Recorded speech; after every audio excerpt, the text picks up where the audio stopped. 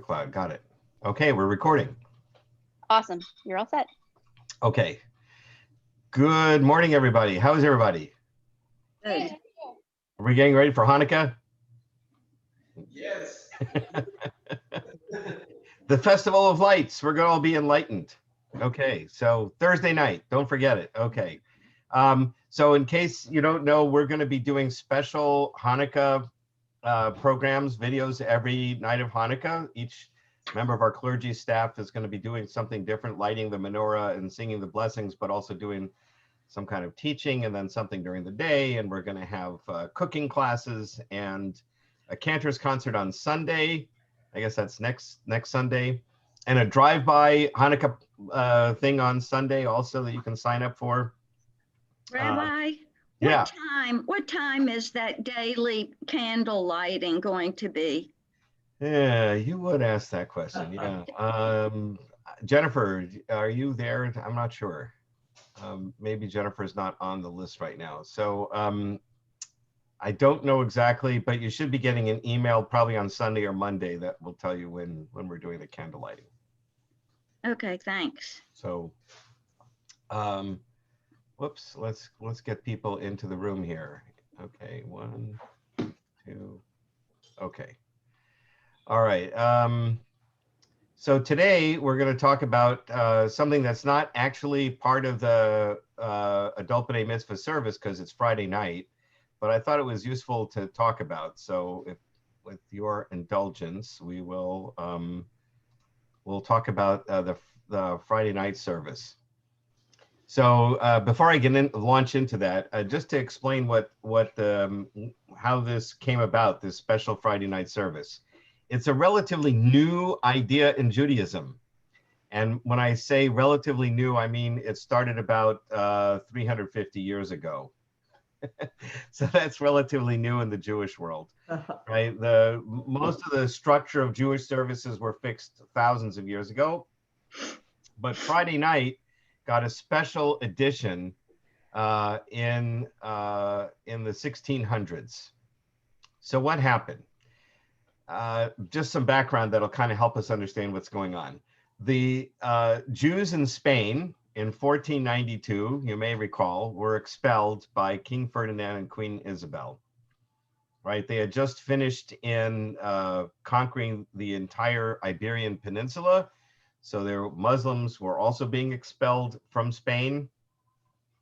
And the Inquisition, there were some Catholic zealots at the time who were totally opposed to anybody believing anything else and wanted everybody to convert to Catholicism or die or leave the country.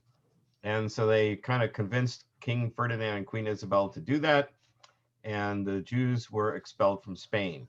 This was a community that had been in Spain for hundreds of years, had a very thriving culture, was at the forefront of science and medicine and art and everything else, but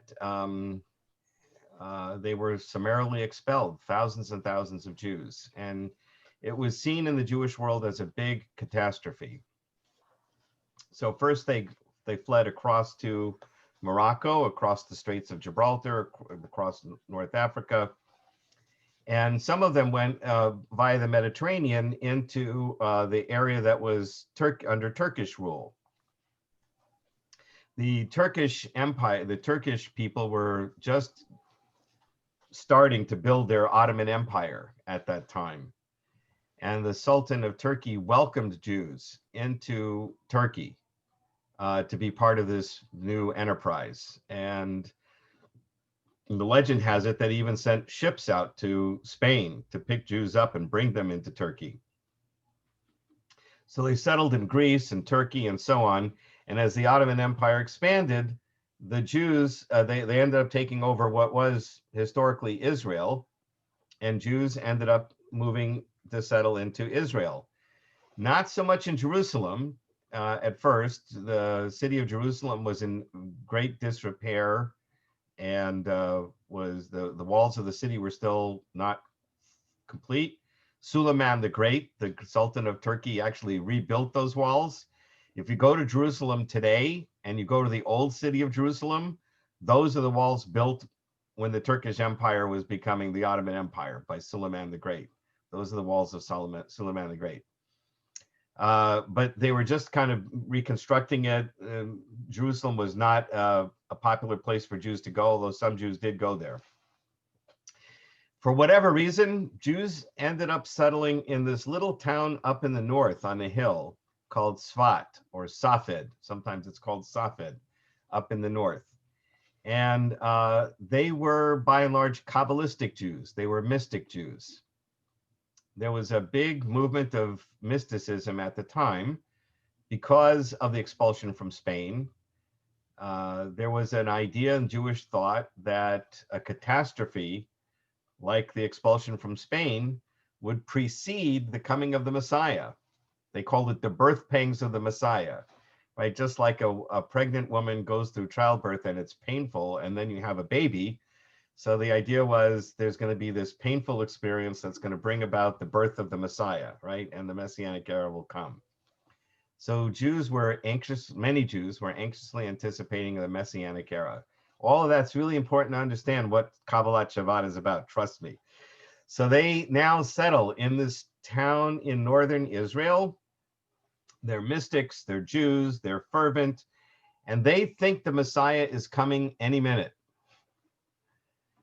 Okay, so now they take a passage in the Talmud that talks about how pious rabbis would go out into the fields on Friday afternoon as the sun was setting to welcome the Sabbath bride, the Sabbath queen, into the community. They also took the idea from Jewish tradition that the Sabbath is a taste of the Messianic era. Why is the Sabbath a taste of the Messianic era? Because you don't work. And in the Messianic era, nobody's going to have to work, or at least not work very hard, right? The bread is going to grow on trees. You'll just pluck it when you need it. You know, clothes will grow on trees. You won't have to work to get anything. There were some kind of fantastical ideas about this time, right? So, so Sabbath is a taste of this Messianic era when people don't have to work and everybody is at peace and harmony. The world is at peace and harmony, and God's presence fills the world, and everybody is in rapture, right, so to speak. Sabbath is a taste of that. And they also developed a new kind of branch of Kabbalah called Lurianic Kabbalah, because one of their leaders was Isaac Luria, who lived in Sfat.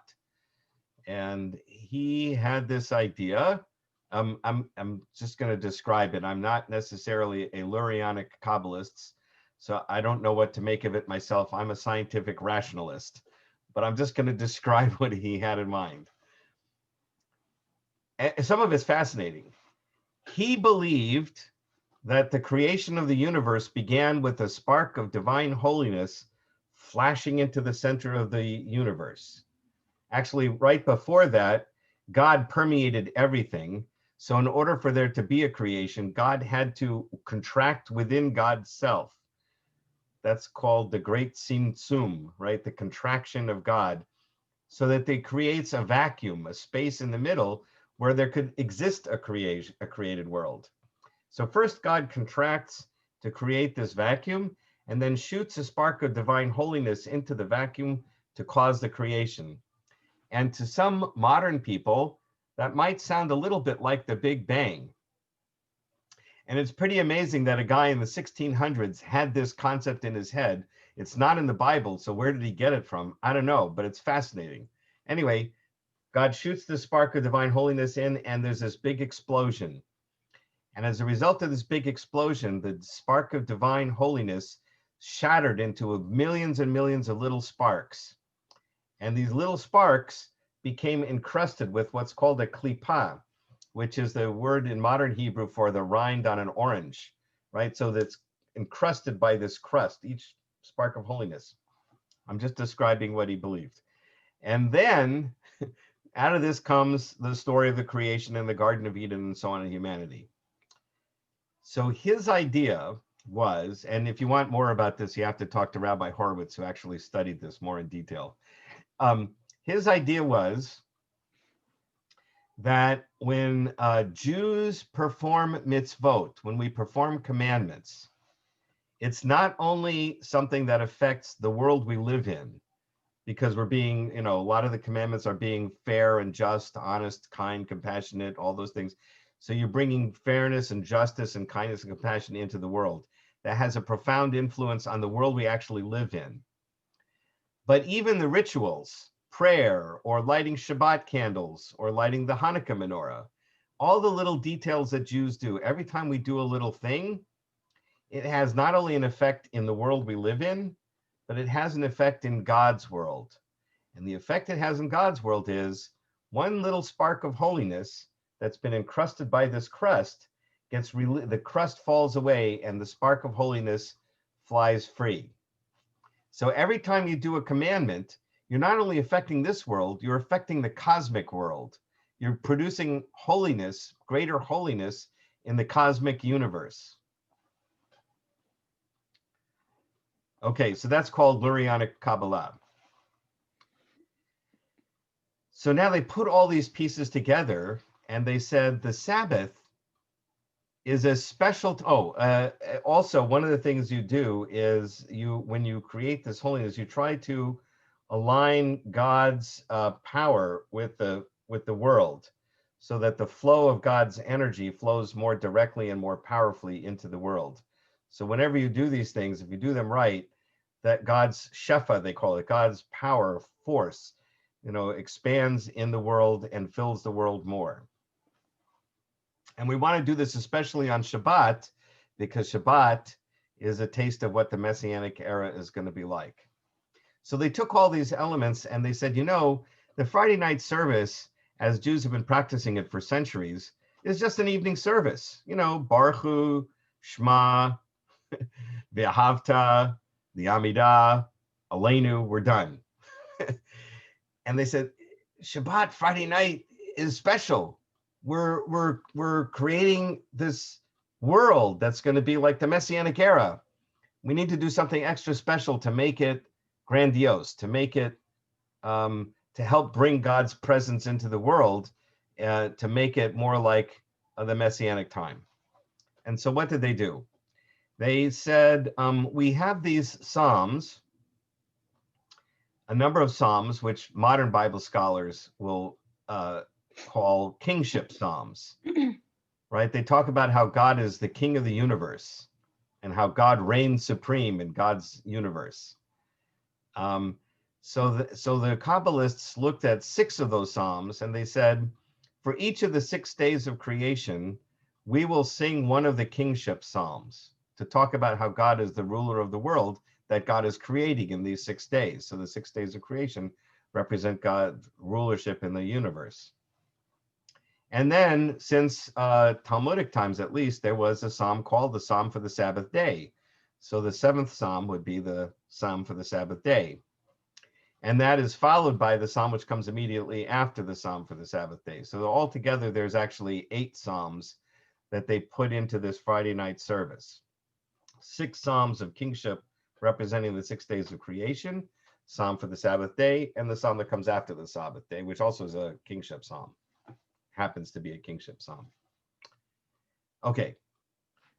And then one of their members, another guy named Alkabetz, Shlomo Alkabetz, was a friend of Isaac Luria and the other guys. They were all this interesting club of friends.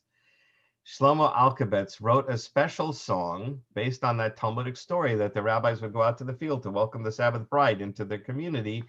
So he wrote a song to do that, a song to welcome the Sabbath bride.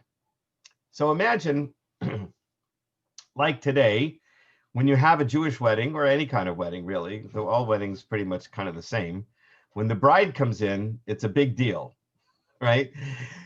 So usually there's like a wedding procession, right? The groomsmen, the bridesmaids, the groom's family, whatever, and the bride is the last. And there's music that you play during this procession. And there's at least 2 melodies, usually, traditionally 2 melodies, one for everybody else to come in, and then a special song for the bride, right?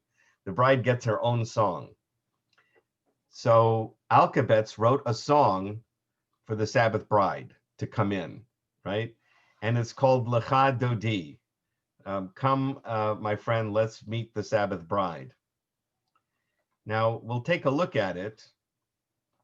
That is the song that they sang, and then the Sabbath bride comes in, and then the Sabbath is in your midst, right? So that's kind of the elements. Now we can take a look and see what the I'm going to share the screen here. Okay, I'm on the wrong document here, so we have to change documents. Let's go to this one. Okay. So so now we can take a look and see what the see what is in the Kabbalah Shabbat. On the Sabbath, we imagine that not only did God rest from all creative activity, but God metaphorically sat on his throne as king of the universe. God, as the sole creator, also makes God king. He's sovereign over everything. So this section was invented in the history of Jewish prayer in the history of Jewish prayer in the 16th century. This is kind of what I've already described. Roughly at the time, King Henry VIII is rebelling against the Catholic Church and setting up his own Royal Church of England so he can divorce his wife, right? So that's about the same time that they're inventing Kabbalah Shabbat, just so you know. It more or less opens with Psalm 6 Psalms 95 to 99. I'm not sure why when I converted this from a Word document to a PDF file, the letters kind of got all messed up. I'm going to try and read that. I didn't notice that before. Anyway, there's Psalms 95 through 99. They're called Kingship Psalms. And then Psalm 29. And each of these Psalms is based on the same theme, that God is king. He rules over all that exists. Psalm 29 ends with God being enthroned, right? So now it's time for the Sabbath. God stopped his work. He's enthroned. And so now that God is enthroned, the Kabbalists welcome the Sabbath bride or queen with Lecha Dodi, which we'll look at in a minute. And finally, the Psalm for the Sabbath day is sung. We open with Kabbalah Shabbat with 6 Psalms corresponding 6 days of creation. Now we conclude Kabbalah Shabbat with the special Psalm the Levites sang in the temple for the Sabbath day, followed by the Psalm right after it, 93, right? The Sabbath day Psalm is 92. And then we conclude with Psalm 93, the next one, which also envisions God sitting on his throne. Only then can we begin the evening service. Okay, so now I want to look at particularly Lecha Dodi. Now, as with many Jewish prayers, Shlomo Alkabetz was a genius. And he knew the Bible backwards and forwards, and he incorporated snippets of Bible into his song. Not only did he do that, but he put his name in the song, which is another clever thing that many prayer writers do. He put his name in the song. So take a look at this. We have Lecha Dodi here. I guess at the very end, I put it in at the end. Let's rotate it right.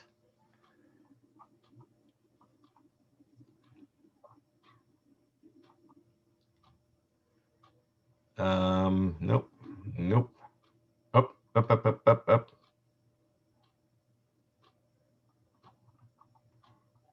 Here it is. Okay, here's Lecha Dodi as it appears in our prayer book. So his name was Shlomo Alkabetz. He was also a Levite. So look how he put his name in. The first letter of each verse, Shamor is a Shin, Likrat is a Lamed, Mikdash is Mem, and Hitna'ari is a Hey. So if you take all those 4 letters together, Shin, Lamed, Mem, Hey, you get Shlomo, right? And then Hit-orari is another Hey. Lo Tevoshi is a Lamed. Vehayu is a Vav. And Yamin is a Yud. And if you take those letters together, you get Halevi. Hey, Lamed, Vav, Yud. Halevi. So he's Shlomo Halevi Alkabetz. He put his name into the song. But besides that, he also, if you, hopefully now you've been to some of our Friday night services, so this will sound familiar. And I'm going to rotate it back left again. And I included some of the passages from the Bible that he included. First of all, the idea of Lecha Dodi, Likrat Shabbat, comes from, as I said, the Talmud, Shabbat 119a. Rabbi Hanina robed himself and stood at sunset of Sabbath Eve and exclaimed, "Come, let us go forth to welcome the Queen Sabbath." And Rabbi Yanai donned his robes on the Sabbath Eve and said, "Come, O bride, come, O bride." Boi chala, right? That's how the song ends, Lecha Dodi ends, with this statement from Rabbi Yanai. So he included that in his song. Why did God bless? So in Bereshit Rabbah, in this commentary on Genesis, the rabbi said, why did God bless the Sabbath day and make it holy? Rabbi Yacha said, because it has no mate, right? There's 7 days of the week. That's an odd number of days. The first day of the week has the second. The third day of the week has the fourth. The fifth day of the week has the sixth. But the seventh day is an odd day, has no partner. So Shimon Bar Yochai said, the Shabbat pleaded to the Holy One, all the other days have a partner. I'm an odd man out. I don't have a partner. So God said, the community of Israel is your partner. You are the bride to Israel. Israel is the groom. Hence, one interpretation of Come, O Bride is, we are the groom greeting our bride, the Sabbath. Right?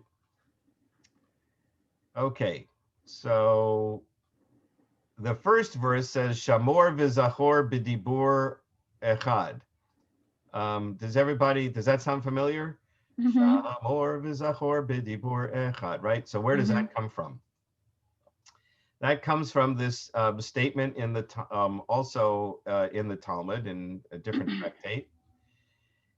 So in Exodus, the 10 Commandments, the fourth commandment about Shabbat says, Zachor et Yom HaShabbat l'kodsho. Remember the Sabbath day and keep it holy. But in Deuteronomy, when it repeats the 10 Commandments, the fourth commandment says, Shamor et Yom HaShabbat l'kodsho. Keep the Sabbath day and make it holy. Right? So the rabbis asked, well, which did God say? Did he say, remember the Sabbath day, like it says in Exodus? Or did he say, keep the Sabbath day, like it says in Deuteronomy? And they answered, God said both of them at the same time.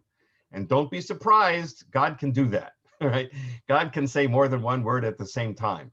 So Shmor Zachor, Yom Shabbat, right? He said both at the same time. Both were pronounced in a single utterance, an utterance which the mouth cannot utter, nor the ear can hear. Rabbi Abba said, and so both of these are said at the same time. And that is exactly what Shlomo Alkabetz is quoting when he says, Shamor v'zachor. Shamor means keep, v'zachor, remember, b'dibur echad, or remain in one utterance. Dibur is utterance, and echad is one. Both were pronounced in one utterance. So the opening verse of his song is taken from this idea in Shavuot. So if you, here I highlighted the phrases in the song that come from biblical passages. The Emek Habacha, the valley of tears, the valley of crying, right, is, or Baka, here it says the valley of Baka, is in Psalm 84. Uri, livshe, big day tifartech, right? Awaken, and put on your beautiful clothes, your beautiful garments. Hit na'ari me'afar kumi, loosen your, what is it? Shake off the dust, right? Me'afar is the dust. Kumi, and get up, arise and get up out of the dust. Right? So this is a passage from Isaiah. I want to point out the context of these passages because it's important. Awake, awake, put on your strength, O Zion. Put on your beautiful garments, O Jerusalem, the holy city. From now on, there shall no more come to you the uncircumcised, the unclean. Shake yourself from the dust, arise, and sit down, O Jerusalem, loose yourself from the bands of your neck, O captive daughter of Zion. Or this one, that's from chapter 52 of Isaiah. Here's from chapter 51 of Isaiah, the same idea. Awake, awake, stand up, Jerusalem, who has drunken. Rabbi, What? Yes. Question? No? Okay. I'm going to explain why this is important in a second here. Arise, shine, for your light has come, and the glory of the Lord has risen upon you. This is Isaiah 60. Kumi ori kiva orech, hidori hut ori kumi, right? Here's uri, dabri shir, awake. This is actually not from Isaiah, it's from Judges. It's an unusual one. The rest are from Isaiah. Lo tevoshi velo tikalmi, but Israel shall be saved in the Lord with an everlasting salvation, who shall not be ashamed nor confounded to all eternity.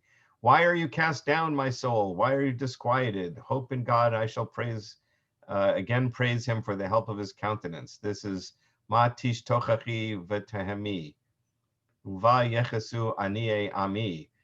What shall one answer the messengers of Zion? The Lord has founded Zion, and the poor of his people shall shelter in it.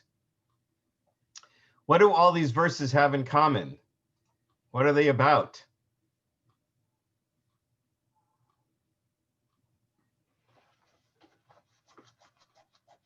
Messianic era?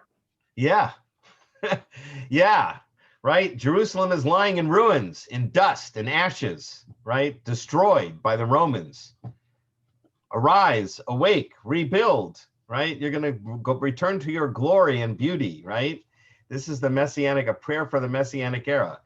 It comes from Isaiah, who was actually not talking about the Roman destruction, but the Babylonian destruction, right? This is second Isaiah, who's prophesying to the Jews in exile, saying, we're going to return, we're going to rebuild the city of Jerusalem. It's going to be rebuilt and back to its glory and beauty again, right? And of course, after the destruction of the Romans, we're reading Isaiah again and saying, yeah, let's do this. And after the expulsion of the Jews from Spain, these Jews in Sfat who believe that the Messiah is just around the corner are reciting these verses in song, right? So the truth of the matter is that Lecha Dodi starts by saying, welcome the Sabbath bride into our community. But since the Sabbath bride represents a taste of the Messianic era, it segues after the first two verses into a plea for the Messianic era to happen now, right? Jerusalem should be rebuilt and re-glorified again as it was in the past. And again, when they're singing this song in Sfat in the north, the city of Jerusalem in the south is still kind of shabby. And if not in ruins, maybe the walls are being rebuilt, but it's not the way it was in the glory days, right? And so they're praying that Jerusalem should finally, shake off the ashes and dust and be rebuilt and be beautiful again. So most of Lecha Dodi is a prayer to God to restore Jerusalem and to restore the Messianic era. And they believed that if they did Shabbat right, because this is the Lurianic Kabbalah system, we're going to follow the rules. We're going to do the commandments. And all these sparks of holiness are going to be brought out and made manifest. And we're going to line God's power so that it flows more plentifully into the world. We can cause the Messiah to happen, right? We feel it's coming, but by doing what we're supposed to do, God will help us to make it happen, and God will restore his presence to Jerusalem. Now, it's interesting, we're living now in the 21st century, and Jerusalem has been restored to its prior glory. In fact, in many ways, it's way surpassed its prior glory. It is a city many times the size of what it was before. The old city of Jerusalem has been restored to a very amazing place, not at all like its shabby past. We've got pictures of what it was like in the late 19th century, early 20th century, and it's been completely rebuilt and refurbished. It looks magnificent now. In some ways, we live in a partially restored world. We unfortunately still lack, right, the ultimate messianic sign, which is world peace, that people will live peacefully together, right? And recognize our common humanity. So we have some ways to go, but it's, if the rabbis of Tzfat, the mystics in Tzfat, could see Jerusalem now, they would be totally astonished, I think. So Kabbalat Shabbat is this effort to make the Friday night service more grandiose, very special, recognizing the holiness of the Sabbath day, recognizing God's presence in our world. And of course, that is part of the purpose of Shabbat. 6 days a week, we're supposed to work, right? That is, one of my teachers said, part of the commandment, right? 6 days shall you do all your work. That's a commandment, to do work on 6 days. Be creative. Do the things God wants us to do as human beings to make the world a better place. Improve the world, fix it, be active, earn a living also, and have a life. But the seventh day, you take a step back, you see suddenly the created world in all its glory. You have a moment to smell the roses, as they say, right? To step back and appreciate the glory of God's universe and to appreciate it for just what it is. Don't try to fix it. One day, you just let it be what it is. And you bask in the glory of the universe, right? That's the idea of Shabbat. And so to transition from the 6 days of work to this holiness of the seventh day, I think the mystics of Tzfat gave us really a precious gift, this transitional liturgy before we do the Friday night service, which used to be just, another evening service. Now it's a special service that acknowledges the specialness of the day, God's presence in the world, the holiness of the world we live in, the created world, and each other, and gives us that meditative time to decompress from the workday and enter into a peaceful, semi-messianic period of time for 24 hours. So that's what its purpose was. And Lecha Dodi, which is now sung by the way, this was a late addition to Jewish liturgy, right? 1600s or 1500s, 1600s. It also happened to have taken place after the printing press was invented. So the mechanics were available now, right? Once the printing press is invented, it's easy to mass produce stuff and get it around the world into the hands of people. It's not expensive anymore to reproduce something. And so everything came together at the right moment in time. This new service was published all over the Jewish world. Ashkenazic Jews in France and Germany and Poland and Russia, Sephardic Jews who from North Africa, the Mizrahi Jews in the Middle East, and Salonika in Greece and in Turkey, all the Jews all over the world just inhaled this new service and incorporated it into their Friday night ritual. And it didn't matter, it crossed the boundaries of Ashkenazic and Sephardic Jews. All the Jews all over the world were doing Kabbalat Shabbat. And now Lecha Dodi has been set to so many different tunes, so many beautiful tunes, that people all over the world sing it. And it really is kind of a happy way to introduce the Sabbath and sort of get into the Sabbath spirit. At Beth Yeshurun, you probably know, in the main service, we abbreviate the Kabbalat Shabbat. We don't do the other Psalms. We do a snippet of the Sabbath Psalm and a snippet of another Psalm, I think, and then we do Lecha Dodi. But in many places, they sing all of the 6 Psalms and then Lecha Dodi. And in some Sephardic and Mizrahi communities, they also sing the Song of Songs, which is a book of love poetry, kind of racy love poetry. But that was because in the rabbinic times, they decided that the Song of Songs was a metaphor. And you should get your mind out of the gutter. And it's not about body parts. It's really about the love relationship between God and Israel, right? And so that became very popular again for Shabbat because we're celebrating this special sacred time with God. So we sing the songs of love poetry, not only with God, but also because we're the groom to the Sabbath bride. So love poetry fits with that idea as well. And so the Song of Songs is sung in some Sephardic communities also.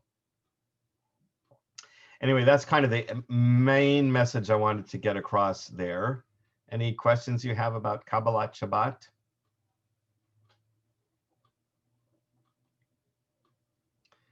Was this helpful at all to understanding what we're doing on Friday nights?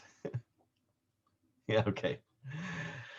All right, well, so please do join us for whatever you can for Hanukkah. Every night we're gonna be having videos of the different rabbis lighting candles and talking a little about Hanukkah. We'll be singing songs and there's some cooking things, and there's a cantor's concert on Sunday, and also a drive-by Sunday around noon or 12:30. Where we're going to be donating toys for the Reynolds Elementary School and doing some other kind of fun Hanukkah things. And of course, we're going to be dressed up in goofy clothes for Hanukkah, because why not? Okay, any other questions? All right, well, thank you all. I hope you all have a good rest of the day, and we'll see you all next time. Thanks, Rabbi. Okay, take care. Thank you, Rabbi. Same for you. Have a great Sunday. Thank you. Thank you. Okay. Bye. Thank you. Okay. See you later.